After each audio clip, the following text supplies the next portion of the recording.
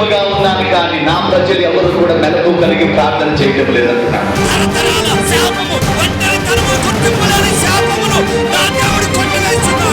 మన దేవుడు ఆశీర్వాదమిచ్చే దేవుడు, స్వస్థపరిచే దేవుడు, జ్ఞానమిచ్చే దేవుడు, బలమునిచ్చే దేవుడు, ఏ మేలు చేయక మానని దేవుడు.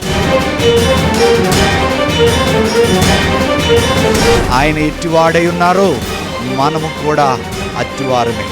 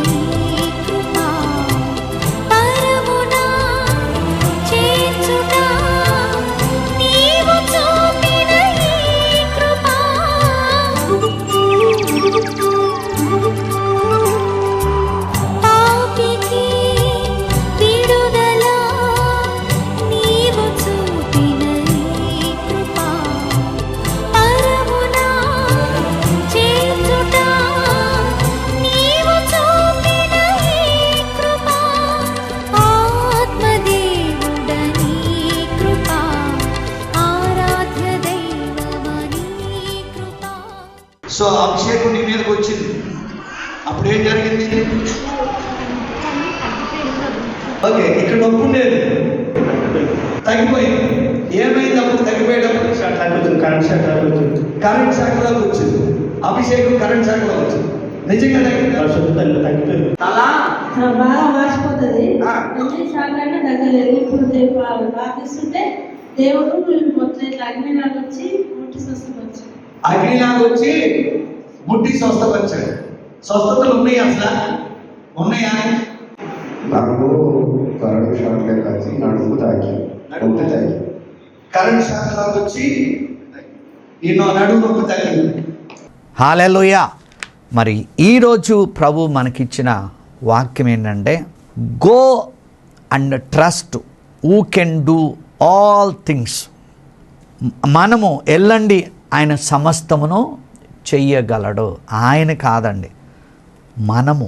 మీరు చదవండి, ఫిలిప్పీలకు రాసిన పత్రిక 4:13 ప్రకారం, నన్ను బలపరచు క్రీస్తు యేసునందే నేను సమస్తము చెయ్యగలను. ఎందుకు ఈ మెసేజ్ నేను చెప్తున్నానంటే, అయ్యా నేను యేసు ప్రభుని నమ్ముకుని చాలా సంవత్సరాలైంది. అసలు నేను నా గమ్యము నేను చేరగలనా? నా యొక్క సొంత వారు నాకు సహాయం చేయరు, నా బంధువులు నాకు సహాయం చేయరు. ఏమండి, నేను ఎవరికైనా సహాయం చేశానంటే వారు నాకు మోసం చేస్తారని గుర్తుపెట్టుకోండి.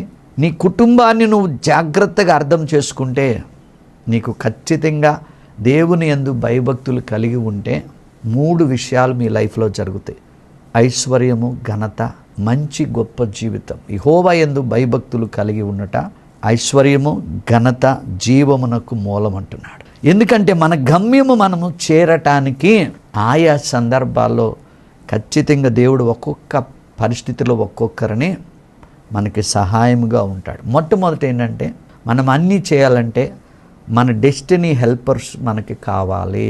ఈ పరిచర్యలో నేను సువార్త ప్రకటించడానికి, నన్ను సువార్తకు తీసుకెళ్ళటానికి కొంతమంది నాకు సహాయపడ్డారు. నా గృహము కట్టుకోవటానికి ఒకరోజు మరి 1 lakh బిల్డర్కి ఇవ్వాలన్నప్పుడు నా దగ్గర లేవండి. కానీ పక్కన నా ఫ్రెండ్కి నా పక్కనే ఒక స్థలం ఇప్పించాను. బిల్డర్ ఎప్పుడైతే నన్ను అడుగుతున్నాడో ఆయన అన్నాడు, సార్ మీకు 1 lakh కావాలా, నా అకౌంట్లో నుంచి ఇవ్వండి అని. అలాగే ఒక్కొక్కసారి మనకి వెహికల్ ఆగిపోద్ది, అర్ధరాత్రి పూట ఎవరుండరు, మనకి ఎవరో ఒకరిని సహాయంగా పంపిస్తాడు ప్రతి విషయంలో కూడా. అందుకే దేవుడు సమస్తాన్ని చేయగలుగుతాడండి. యేసేపుకి ఒక జైలు దగ్గర ఉన్న ఒక బట్లరు సహాయం చేశాడు. అతను రాజు దగ్గరికి ఇతను ఎలాంటి వాడో చెప్పాడు, లేకపోతే యేసేపుకి లైఫ్ లేదు. అలాగే ఎస్తేరుకి సహాయం చేసింది మొర్దెకై, దేవునికి మహిమ కలుగునుగాక. అలాగే రూతుకి సహాయం చేసింది బోయాజ్ అండి. దావీదుకి సహాయం చేసింది సౌలు, యోనాతాను. కనుక దేవుడు మనుష్యుల రూపంలోనే మనకి సహాయం చేసి సమస్తాన్ని చేయగలుగుతాడు. అందుకే ఈరోజు మనం తెలుసుకోవాల్సింది ఏంటంటే మన దేవుడు మనలో ఉండి సమస్తమును చేయగలుగుతాడు, మనతో చేయించి తీరుతాడు. 3 విషయాలు మనం తెలుసుకుందాము. ఇర్మియా గ్రంథంలో 32:27 మనందరికీ పరిచయమై తెలిసిన విషయమే. నేను యెహోవాను, హల్లెలూయా, నేను యెహోవాను, సర్వ శరీరులకు నేను దేవుడను, నాకు అసాధ్యమైనది ఏదైనా ఉండునా.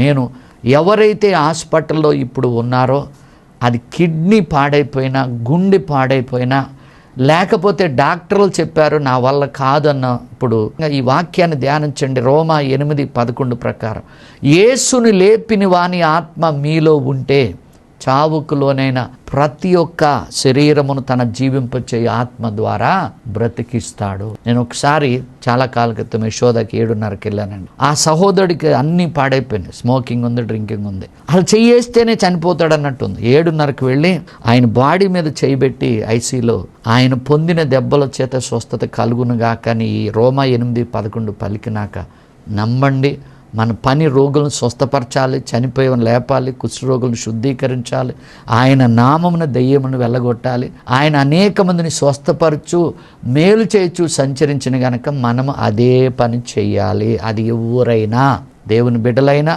దేవుని బిడ్డలు కాకపోయినా, ఎప్పుడైతే ఆయన ప్రార్థన చేశామో ఈవినింగ్ కల్లా రిపోర్ట్స్ అన్నీ తారుమారండి. అలాగే ఢిల్లీలో IPS ఆఫీసరు క్యాన్సరు చావు బతుకులున్నాడు, ఇంకా 4 రోజుల్లో 3 రోజులు చనిపోతాడని. కానీ నాకు తెలిసిన సహోదరి సుప్రియ ఎక్కడో US ఉంటే కాన్ఫరెన్స్ కాల్లో ప్రార్థన చేసినప్పుడు మరలా ఆయన బ్రతికాడు. 3 సంవత్సరాలు బ్రతికాడు, కానీ రక్షణ పొందలేదు. దేవునికి అసాధ్యమైంది ఏది కూడా లేదండి. అలాగే మరి నన్ను కూడా 17 సంవత్సరాల క్రితం చనిపోయే స్టేజ్లో దేవుడు నన్ను లేపాడు. కనుక మనల్ని ఏ పరిస్థితిలో ఉన్నా జీవింపచే ఆత్మ ద్వారా మన దరిద్రము నుండి, మన అప్పుల నుండి, మన రోగాల నుంచి విడిపించి ఈ దేహమును ఆరోగ్యకరముగా ఉంచి స్వస్థతను మరలా రప్పించి సత్య సమాధానాలు మనకి కలగచేసి ఆయన రాకడ కాలంలో మనల్ని బహుబలముగా వాడుకుని మనలను పరలోకానికి ఎత్తబడి ఈ దేవుడు ఖచ్చితంగా సర్వశక్తిమంతుడు. ఆయనకి అసాధ్యమైనది ఏదీ లేదండి. ఈ 10 సంవత్సరాల టీవీ పరిచర్యలో నేను చెప్తున్నాను కదండి, జరిగిన అద్భుతం అంటూ లేదు. కానీ మీరు సాక్ష్యాలు ఎవరు? సాక్ష్యాలు చెప్పండి. ఒక్క సాక్ష్యం చెప్తే దేవుడు మీకు 100 సాక్ష్యాలు ఇస్తాడు. ఇంకా చెప్తే మీకు జెఫన్యా గ్రంథంలో 3వ అధ్యాయంలో 17వ వచనంలో ప్రభు అంటాడు, ఇక్కడ దేవుడైన యెహోవా ఎక్కడున్నాడంట? మన మధ్యలో ఉన్నాడంట. ఎక్కడున్నాడంట? మన మధ్యలో. నేనంటున్నా, యేసు ప్రభు ఎప్పుడైతే తిరిగి లేచి పరలోకానికి వెళ్ళిన పరిశుద్ధాత్ముడు భూమి మీదకి దిగి వచ్చాడో, ప్రభు అంట మనలోకే వచ్చాడంట. ఎలా? ఆత్మరూపంలో. ఆయన శక్తిమంతుడు, ఆయన మన మధ్యలో ఉన్నాడంట. ఆయన మన సంతోషాన్ని చూసి ఆయన బహుగా సంతోషిస్తాడంట. అందుకే మీరు జెఫన్యా లాస్ట్ వచనంలో నిన్ను ఎవడు గౌరవించట్లేదో, నువ్వు డబ్బులు లేవని అప్పులు పాలవని, నిన్ను ఎవరు నీ ఇంటికి రావట్లేదో, నిన్ను పలకరించట్లేదో, నిన్ను అవమానించారో వాళ్ళందరినీ దేవుడంట వాళ్ళందరినీ సమకూర్చి ఆమేన్ భూజనులందరి దృష్టిలో మంచి పేరు, మంచి ఖ్యాతిని తెప్పిస్తాడంట. సో కనుక ఈరోజు నువ్వు నేర్చుకోవాల్సింది ఏంటంటే, మన దేవుడికి అసాధ్యమైనది ఏదీ లేదండి. ఎవ్వరిని మనం విమర్శించవలసిన అవసరం లేదు, ఎవ్వరికి కూడా మనం తీర్పు తీర్చవలసిన అవసరం లేదు. సువార్త చెప్పండి, యేసు ప్రభు గురించి చెప్పు, నీ సాక్ష్యము చెప్పు. ఖచ్చితంగా సువార్త ప్రకటిస్తే దేవుని శక్తి కనుక ఆ శక్తే వారిని పాపం నుండి, శాపం నుండి, రోగం నుండి, బలహీనతల నుండి అన్నిటి నుంచి కూడా ఖచ్చితంగా దేవుడు మనలను విడిపిస్తాడు. ఆమేన్, హల్లెలూయా. సో కనుక ఈరోజు ప్రభు నీతో నాతో మాట్లాడే మాట ఏంటంటే, ఒకటి దేవుని శక్తి, దేవుని సన్నిధి, ఈ 2 పిల్లర్లు నీకుండాలి. ఎందుకంటే ఎప్పుడైతే పరిశుద్ధాత్మ శక్తి నీలో ఉంటుందో నువ్వు బూది గంతముల వరకు సాక్షిగా ఉంటావు. మొదటి పాయింట్ ఏంటంటే గాడ్స్ పవర్. ఇర్మియా 32:27 ప్రకారం మనం చదువుకున్న దాన్ని బట్టి ఆయన సర్వ శరీరులకు దేవుడై ఉన్నాడు కనుక ఆయనకి అసాధ్యమైనది ఏది కూడా లేదు. కీర్తనల గ్రంథం 139:14 ప్రకారం ఆయన మనల్ని చేసిన విధము చూడగా ఆశ్చర్యం కలిగిస్తుందంట.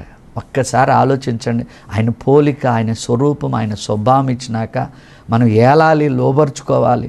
ఆయనకు అసాధ్యమైనది ఏది లేదు. ఆయన చేసిన విధము గొప్ప ఆశ్చర్యకారం కనుక నిన్ను ఏ మాత్రమునో విడవడు ఎడబాయడు. గుర్తుపెట్టుకోండి, సత్యవాక్యమును ఎఫెసీ 1:13-14 ప్రకారం మీరు విన్న తర్వాత రక్షణ పొందిన నాటి నుండి పరలోకం వెళ్ళేంత వరకు మీ భవిష్యత్తు అంతటికి ఉద్యోగమా, లేకపోతే వ్యాపారమా, గృహమా, ఇల్లు కట్టుకోవటమా, వివాహమా, ఏది అవసరత ఉన్నా మీరు ఆయనకి సరెండర్ అవ్వండి. అక్కడేదో చెప్పారు, ఇక్కడేదో చెప్పారు, వినండి, ప్రార్థన చేయండి. మొట్టమొదటి ఏంటంటే దేవుని యొక్క శక్తిని మనము కలిగి ఉండాలి. ఎప్పుడు వస్తుంది అది? వాక్యం చదవాలి, వాక్యం ధ్యానించాలి, ప్రార్థనాత్మతో నింపబడాలి. ఈ కడవరి కాలంలో దయచేసి మనుషుల మీద ఆధారపడక దేవుని యొక్క శక్తి మీద ఆధారపడండి. సహోదరుడా, నీ దేహము దేవుని ఆలయం కనుక ఈ ఆలయాన్ని మీరు పాడు చేసుకోవద్దు. ముఖ్యంగా యవనస్తులకు చెప్తున్నా. కనుక మీ దేహము ఎప్పుడైతే దేవుని ఆలయం ఉన్నదో ఈ భూమి మీద అనేక లక్షల ప్రజలను మీరు పోషించే బిడలుగా, ఆయన రాజ్యానికి నడిపించే బిడలుగా దేవుడు మిమ్మలను యేసేపు వలె ఆశీర్వదించునుగాక. ఆమేన్, హల్లెలూయా. ఇక్కడ ఆదికాండము 18:14 ప్రకారం కూడా అబ్రహాముతో మాట్లాడుతున్నాడు. అయ్యా, నేను సర్వ శరీరులకు దేవుడను, నాకు అసాధ్యమైనది ఏదైనా ఉండునా అంటున్నాడు. ఏమండి, నిర్ణయ కాలమున ఒక కాలం ఉంటుంది. ఆ కాలంలో నేను వస్తా. శారా గర్భం ధరిస్తుంది, కుమారుని కంటది. గుర్తుపెట్టుకోండి, ఈరోజు ఏ తల్లులైతే వివాహం అయ్యి కూడా 10, 20, 30 అవనే, మీరు కీర్తనలు 113:9 ప్రకారం మీరు ఆ వాక్యము పలకండి. పరిశుద్ధాత్మ శక్తి ద్వారా మీలో ఉన్న గొడ్రాలితనము తీసివేసి దేవుడు మిమ్మల్ని తల్లిదండ్రులుగా దీవించునుగాక. ఇంకా చూస్తే లూకా సువార్త 1:37 దేవుని యొక్క ఏ మాటైనా నిరర్ధకము కాదు. ఈరోజు క్రైస్తవుల ప్రాబ్లం, ఉద్యోగాలు వస్తున్నాయి, ఆస్తులు సంపాదించుకుంటున్నారు, ఎంజాయ్ చేస్తున్నారు. ఇది కాదండి, ఇది మంచిదే. కానీ వాక్యము యొక్క శక్తి, వాక్యము యొక్క బలము, వాక్యములో ఉన్న నెరవేర్పు మీరు కావలిస్తే ఇర్మియా గ్రంథం 33:1 మాటను నిర్మించేది, మాటను నెరవేర్చేది, మాటను స్థిరపరిచేది కూడా ఆయనే. ఇక్కడ అంటున్నాడు, ఏ మాట కూడా, దేవుడి మాట ఏది కూడా నిరర్ధకము కానేరదు. ఎవరితో చెప్తున్నాడు? దూత గాబ్రియల్ వచ్చి ఎప్పుడైతే మరియతో మాట్లాడుతుంటే ఆ మాట చెప్పునే నాకు జరుగునుగాకంది. దేవుడు నువ్వు సమ్మతించాలి. యెషయా 1:19 ప్రకారం దేవుని మాట నువ్వు ఒప్పుకుంటే, దేవుని మాట నువ్వు పలికితే, దేవుని మాట మీరు ధ్యానిస్తే భూమి యొక్క మంచి పదార్థములు మీరు పొందుకుంటారండి. ఎవరికైతే ఈ భూమి మీద దేవుని బిడ్డలకు దర్శనం ఉంటుందో వాళ్ళకి where there is the vision there is the provision. దర్శనం ఉన్నవాడికి ప్రొవిజన్ అంటే అన్నీ ఆ దర్శనం ప్రకారమే జరుగుతాయి. అంతేగాని గుడ్డిగా వచ్చేసి సంఘానికి అలా వెళ్ళిపోతున్నారనుకో, వాక్యానుసారంగా బ్రతకపోతే ఉపయోగం లేదు. దేవునికి మహిమ కలుగునుగాక. రెండవది, ప్రభు నీతో నాతో ఏమని పలుకుతున్నాడంటే గాడ్స్ ప్రజెన్స్, దేవుని యొక్క సన్నిధి. హల్లెలూయా. జెఫన్యా గ్రంథంలో దేవుని సన్నిధి ఎక్కడుందన్నాడు? నీ మధ్యలోనే ఉన్నది, నీతోనే ఉన్నది. అందుకే ప్రభు ఏమన్నాడు? మీ హృదయాలను కలవరపడనీకండి. నేను ఎప్పుడైతే తెల్లవారుజాము 1 గంటకో 2 గంటలకో లేచి ప్రార్థన చేస్తున్నప్పుడు, ప్రభువా నీ సన్నిధితో నన్ను నింపయ్యా. ఆయన మన మధ్యలో ఉన్నాడంట, మనతోనే ఉన్నాడంట. పాపం సైతాన్ అనుకుంది ఈయన సిలువ మోసాడు, ఈయన చనిపోయాడు, ఇంకా ఈయన లెగ్గడు అనుకుంది. కానీ వాగ్దాన ప్రకారం మన కొరకు ఆ శిక్షను భరించాడు. కానీ ఈరోజు ప్రభు నీతో నాతో అంటున్నాడు, ఎప్పుడైతే ఆయన తిరిగి లేచాడో 40 రోజులు అందరికి కనపడ్డాడు, 500 మంది పైగా కనపడ్డాడు, పరలోకానికి వెళ్ళాడు. మళ్ళా ఆత్మ ఎప్పుడైతే వచ్చిందో, ఈ ఒమ్ని ప్రజెన్స్, ఒమ్ని పొటెంట్, సర్వశక్తిమంతుడు అన్ని చోట్ల ప్రతి ఇంచులో కూడా ఉంటాడు. ఎట్లా ఉంటాడంట? ఎక్కడ 2, 3 కూడి ఆయన నామాన్ని స్మరిస్తారు అక్కడ ఉంటాడు. పౌలు శీలలు 2 జైల్లో ఉన్నారు, అక్కడ దేవుని స్తుతిస్తున్నారు. అక్కడ భూకంపం కలిగింది, దేవుని శక్తి, దేవుని సన్నిధి దిగింది, రక్షణ కార్యం జరిగింది. ఓ సహోదరుడా, నీ 5 మంది ఉండొచ్చు, 10 మంది ఉండొచ్చు, 20 మంది ఉండొచ్చు, 50 మంది ఉండొచ్చు, ఖచ్చితంగా దేవుడు అక్కడ ఉంటాడు. నువ్వు యథార్థముగా దేవుని సన్నిధిని ఎతికితే కీర్తనలు 16:11 ప్రకారం ఆయన సన్నిధిలో ఉన్న సంపూర్ణమైన సంతోషం, ఆయన కుడి చేతిలో నిత్య సుఖములు మీకు కలుగునుగాక. ఎందుకు చెప్తానంటే, నేను ఎప్పుడైతే ఇక్కడ ఇంట్లో ఉండి ప్రార్థన చేస్తున్నావు అనుకోండి, జార్ఖండ్లో ఉన్న ఒక బిడ్డ భయంకరమైన మోషన్ ప్రాబ్లం బాధపడుతున్నాడు. ఇక్కడ నుంచి ప్రార్థన చేసినప్పుడు ఏమంటే హోషియా 14:5 ప్రకారం మంచులాగా ఆయన సన్నిధి అక్కడ దిగి అతనిలో ఉన్న బలహీనతను, మరి ఒక సిస్టర్ మీరాలు కూడా భయంకరమైన చేతబడి శక్తితో ఉన్నప్పుడు ఏమండి ఎంతోమంది దగ్గరికి వెళ్ళి ప్రార్థన చేయించుకుంది, కానీ దేవుడు ఆమెను తాకి అట్టి చీకటి నుంచి విడిపించాడు. క్రైస్తవులంటే మనము విడిపించబడి ఇతరులను విడిపించాలి, కనుక ఆయనకి అసాధ్యమైనది ఏది కూడా లేనే లేదు. ఆమేన్. మరణమైన, జీవమైన, అధికారులైన, సింహాసనములైన, ప్రధానమైన ఏవి కూడా ప్రభు యొక్క ప్రేమ నుండి ఎడబాప నేరనే నేరవు. రెండోది, ఆయన సన్నిధి మీతోనే ఉంటుంది. మూడవది ఏంటంటే గాడ్స్ సాల్వేషన్, దేవుడు ఇచ్చే రక్షణ. ఎప్పుడైతే మనము యేసుక్రీస్తు దేవుడని, ప్రభువని, రక్షకుడని మన నోటితో ఒప్పుకుని మన హృదయంలో విశ్వసిస్తామో ఖచ్చితంగా దేవుని యొక్క కాపుదల ఉంటుంది. హెబ్రీ 7:25 ప్రకారం నిన్ను సంపూర్ణముగా రక్షించుటకు ఆయన శక్తిమంతుడు కనుక నిరంతరము ఆయన నిన్ను అంతం వరకు కాపాడుతూనే ఉంటాడు. ఆయన నీ కొరకు సిలువ మోసాడు, నీ కొరకు రక్తం కార్చాడు, నీ కొరకు ప్రాణం అర్పించాడు, నీ కొరకు ఆయన సమాధిలో ఉన్నాడు, నీ కొరకు తిరిగి లేచాడు. కనుక ఈరోజు నేర్చుకోవాల్సింది ఏంటంటే, నీ సిలువ చాలా తేలికైనది, చాలా సులువైనది. ఏంటో తెలుసా? ఏం చేయాలో తెలుసా?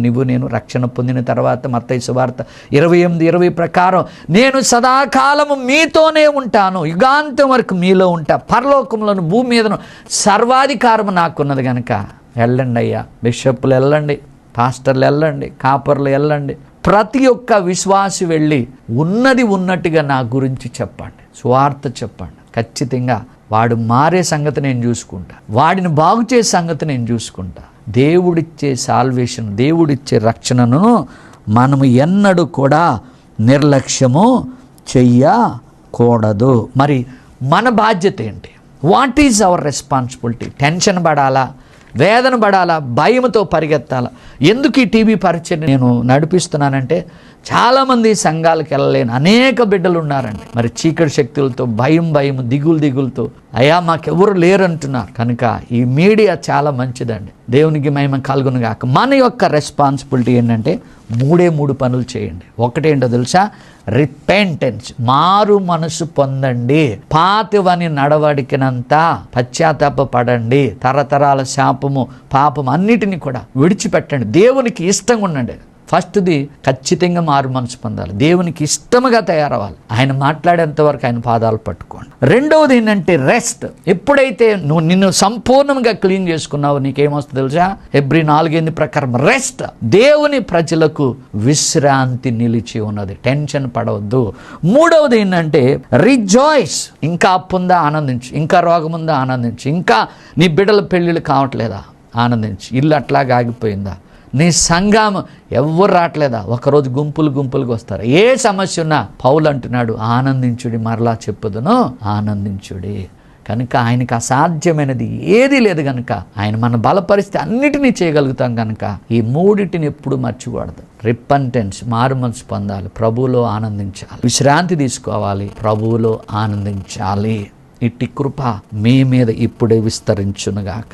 ఈ బోడుపల్లి ప్రాంతంలో మరి ఎవరైనా కానీ ఏ సంఘానికైనా మీరు వెళ్ళకపోతుంటే దయచేసి మీ అందరికీ ఎక్కడి నుంచి అయినా మీరు రావచ్చు. ఈ యొక్క ఆదివారము ఆరాధనకు మీ అందరికీ నా ప్రేమపూర్వక ఆహ్వానము. వచ్చిన ప్రతి ఒక్కరికి వ్యక్తిగతంగా మీ యొక్క అవసరాలు తెలుసుకుని మీ కొరకు నేను ప్రార్థిస్తాను. ఇప్పటి వరకు ఎన్నో వందల వేల మంది ఈ యొక్క పరిచర్య ద్వారా ఈ దీనిని వాడుకుని వారికి ఉన్న బలహీనతలు కానీ వారికి ఉన్న రోగాల నుంచి విడుదల పొంది ఆయన రాజ్యాన్ని విస్తరిస్తున్నారు. ప్రతి శుక్రవారం నాడు అదే స్థలములో సాయంకాలము 7 నుంచి 9 వరకు స్వస్థత, సమృద్ధి, విడుదల అనగా పిహెచ్డి సర్వీస్ ఉంటుంది. ఎవరైతే కష్టాలతో, బాధలతో ఉన్నారో, రోగాలతో ఉన్నారో, దురాత్మల చేత బాధపడుతున్నారో దయచేసి మీరు ఈ సమయాన్ని సద్వినియోగం చేసుకోవచ్చు. మీ అందరి కొరకు ప్రార్థిస్తా. దేవుడు మిమ్మల్ని స్వస్థపరిచి విడుదలిచ్చి ఆయన నామాన్ని మహిమపరుచుకుంటాడు. దేవుని నామానికి మహిమ కలుగునుగా. హల్లెలూయా. గడిచిన వారంలో, గడిచిన కాలంలో మన యేసయ్య చేసిన కొన్ని అద్భుతాలు తెలుసుకుని యేసయ్యను మహిమపరుద్దాం. ఆమేన్. ఈమె పేరు ఆదిలక్ష్మి అండి, చాగల్లు దగ్గర. మరి చాలా కాలం నుంచి ఈ కుడి చెయ్యి అసలు లెగటలేదు, పని చేయట్లేదు. ఆ తల్లిగారు చెప్పిన మాట ఏంటంటే, అయ్యా నేను బ్లౌజ్ కూడా వేసుకోవటానికి అసలు ఈ చెయ్యి పని చేయదు. ఎప్పుడైతే మీరు ప్రార్థన చేశారో నా చెయ్యి పని చేస్తుంది. అలాగే భయంకరమైన తలపోటు, ఈ మెడ నరాల నొప్పులు ఉండే, ఇప్పుడు నాకు అన్ని తగ్గిపోయినాయి. ఇటు మహిమ గల కార్యముకై మన దేవునికి మహిమ కలుగును గాక. హల్లెలూయా. మరొకటి మహేష్ అండి. చాలామంది ఈరోజు యవనస్తులు ఈ సాక్ష్యం మీతో ఎందుకు పంచుకుంటున్నానంటే, అర్ధరాత్రి పూట మనం ఎక్కడెక్కడో తిరిగి వచ్చి ఆ యొక్క స్థలంలో కొన్ని హత్యలు జరుగుతున్నా కానీ అక్కడ నిలబడటం వల్ల ఈ పిల్లోడు కూడా మర్డర్ కేసులో ఉన్నాడు. వీళ్ళు మిర్యాలగూడలో ఉంటారు. ఆ తల్లి ఫోన్ చేసి, నాయన మా వాడిని కూడా ఆ పేర్లు ఎక్కిచ్చారు, తనకు కూడా మరి శిక్ష పడుతుంది అని. అద్భుతం ఏంటంటే, నేను ఒక్కటే చెప్పా, ఎప్పుడైతే నీ బిడ్డ బాప్తీసం తీసుకుంటాడని కమిట్మెంట్ చేయమనండి, ఖచ్చితంగా ఆ కేసు కొట్టివేయబడుద్దని. మరి ఆ 14 సంవత్సరాలు శిక్ష పడవలసింది దేవుడు రోమా 8:1 ప్రకారం. కాబట్టి ఇప్పుడు క్రీస్తునందు ఉన్నవారికి ఏ శిక్షా విధి లేదు. ఆ కేసు కొట్టివేయబడింది. అలాగే తను మన సంఘానికి వచ్చి బాప్తీసం తీసుకున్నాడు. ఇటు మహిమగల కార్యముకై మన దేవునికి మహిమ కలుగునుగాక. మరి ఈమె పేరు లాస్యానండి, కంచించర్ల, జగ్గేపేట దగ్గర ఉన్న నందిగాం దగ్గర ఉన్న కంచించర్ల. మరి చాలా కాలం నుండి ఆ బిడ్డకు కాళ్ళ నొప్పులు, మోకాళ్ళ నొప్పులు, కీళ్ళ నొప్పులు ఉండే. ఎప్పుడైతే ఫోన్లో ప్రార్థించానో, విశ్వాసముతో ఆ వాటర్లో ఏం లేదు కానీ ఆ వాటర్ తాగమన్నాం. అద్భుతంగా ఆ కీళ్ళ నొప్పుల నుండి, ఆ కాళ్ళ నొప్పుల నుండి, మోకాళ్ళ నొప్పుల నుండి దేవుడు సంపూర్ణంగా స్వస్థతనిచ్చాడు. మరి ఇది చాలా ఇంటీరియర్ ప్లేస్ అండి. డేవిడ్ పాల్, అరకు, వైజాగ్ అవతల. మరి ఈయన గొప్ప దైవజనుడే. మరి ఈయనకి ఆయాసం ఉండేది. అలాగే ఆ కాళ్ళు ఉబ్బిపోయి ఎంత భయపడిపోయాడు, నేను చనిపోతానేమో అని. కానీ అద్భుతం ఏంటంటే, ప్రార్థన చేసినాక తను చెప్పిన సాక్ష్యము తెల్లారిపాటికి 1 డేలోనే ఆ కాళ్ళ వాపులన్నీ, ఆ ఉబ్బరం అంతా తగ్గిపోయి బాగుంది. అలాగే ఆయన ఆ విశ్వాసమును చూసి మరి మరొక కుటుంబం, అరక దగ్గర ఉన్న కుటుంబం దగ్గరికి వెళ్ళి ఆయన ప్రార్థన చేస్తున్నప్పుడు వారిరువురు భార్య భర్తలు చెబుతున్నది ఏంటంటే, ఆమె కిడ్నీ సమస్యతో బాధపడుతుంది. ఎప్పుడైతే ప్రార్థిస్తూ ఉన్నానో దేవుని ఆత్మ మీద బలంగా దిగి ఇరువురి మీద, అయా మాలో నుంచి ఏదో వెళ్ళిపోయినట్టున్నది, మాకు ఇప్పుడు చాలా బాగుందని. ఆ రిపోర్ట్ వచ్చినాక మీతో పంచుకుంటాను. ఇటు మహిమ గల కార్యముకై మరి మన దేవునికి మహిమ కలుగును గాక. హల్లెలూయా. ఓకే, ఈయన పేరు వెంకటకృష్ణ అండి. వెంకటకృష్ణ, వెంకటలక్ష్మి ఇద్దరు. ఈయన వెంకటకృష్ణకైతే ఈయన ఈస్ట్ గోదావరి, రాజమండ్రి దగ్గర. టాబ్లెట్లు వేసినా కానీ జ్వరం తగ్గట్లేదు. కానీ అద్భుతం ఏంటంటే, పేతురు అత్త యొక్క జ్వరంతో బాధపడుచున్నప్పుడు ఎప్పుడైతే ప్రభు గద్దించాడో ఆ దేహం విడిచి వెళ్ళిపోయింది. అలాగే ఫోన్లో ప్రార్థిస్తుండగా ఆ గద్దించిన వెంటనే వితిన్ హాఫ్ అన్ అవర్లో ఆ చెమటలు పడతాము. దేవుడు ఆ బిడ్డకి ఇచ్చిన ఆరోగ్యంకే వందనాలు. మరి ప్రతి ఒక్కరు కూడా మీరు ఫోన్ వాడుతున్నారు కాబట్టి దయచేసి మీరు యూట్యూబ్ యొక్క ఆ స్క్రీన్ మీద కనపడుతున్న ఆ అడ్రస్లో మీరు సబ్స్క్రైబ్ చేసుకోండి. మరి భవిష్యత్తులో మరి ప్రతి ఒక్కరి చేతిలో డబ్బులు లేకపోయినా ఫోన్ మాత్రం ఖచ్చితంగా ఉంటుంది కనుక మీరు లాగిన్ అవ్వండి, సబ్స్క్రైబ్ చేయండి. మీరు ఆ ఎపిసోడ్ చూస్తూ ఉండగానే దేవుడు మీ జీవితంలో ఒక అద్భుతం చేస్తాడు. ఉదాహరణకి సంగీత అనే అమ్మాయి మరి యూట్యూబ్లో ఆ యొక్క వాక్యము వింటూ ఉండగా దాదాపు 3-4 డేస్ నుంచి భయంకరమైన జ్వరము, మోషన్స్తో ఉంది. టాబ్లెట్లు వేసుకున్నా కంట్రోల్ కాలేదు. కానీ ఎప్పుడైతే ఈ వాక్యం వింటుందో ఆమె చెప్పిన మాట ఏంటంటే, సడన్గా దేవుని ఆత్మ దిగి ఆ కడుపంతా ఇట్లా మెలిపెట్టినట్టు అయిపోయి లోపల నుంచి ఏదో వెళ్ళిపోయినట్టు అయిపోయిందంట. ఎమ్మటే స్వస్థత పొందింది. ఈ సంగీత జీవితంలో జరిగిన అద్భుతము. పెళ్లి కొరకు తల్లిదండ్రులు చాలా ఎదురు చూశారు. ఇంచుమించు 30-31 అయిపోయినాయి. కానీ ఎప్పుడైతే ఆమె కొరకు ప్రార్థన చేశామో దేవుడు వివాహం కూడా జరిగించాడు. మరి ఆ కుటుంబంలో వాళ్ళ తల్లిగారు కూడా అయితే 6 నెలలు నైట్ నిద్ర లేదు, మోషన్ కంట్రోల్ కావట్లేదు. వీళ్ళు కాచిగూడలో ఉంటారు. 6 నెలలు అనమాట, నిద్ర పట్టదు, మోషన్స్ అవుతూనే ఉంటాయి ఏది తిన్నా. కానీ వాళ్ళ ఇంటికి వెళ్ళి ఎప్పుడైతే ప్రార్థన చేశామో ఆమెకి భయంకరమైన కలలు ఆగిపోయినాయి. ఆ మోషన్స్, జ్వరం రావటం అన్నీ ఆగిపోయినాయి. ఇటు మహిమగల కార్యముకే మన దేవునికి మహిమ కలుగునుగాక. ప్రోగ్రామ్ అయిన తర్వాత మీరు కాల్ చేయండి, మీ కొరకు నేను ప్రత్యేకంగా ప్రార్థన చేస్తా. ఆమేన్. హల్లెలూయా. touch. You are the prophet. You are the prophet.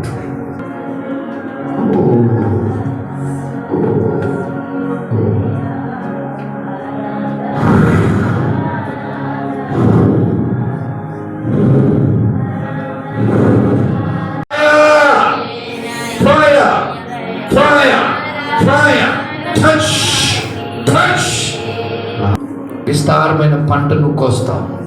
విస్తారమైన పంటను నువ్వు అడిగిందల్లా నేను చేస్తున్నాను అంటున్నాను. నీ దేహాన్ని తాకాను, నీ దేహాన్ని తాకిన. టచ్ టచ్ లో టచ్ లో. మీ పేరు వసంతమ్మ. ఏ ఊరు మీదే? ఆ? కర్నాటపల్లి.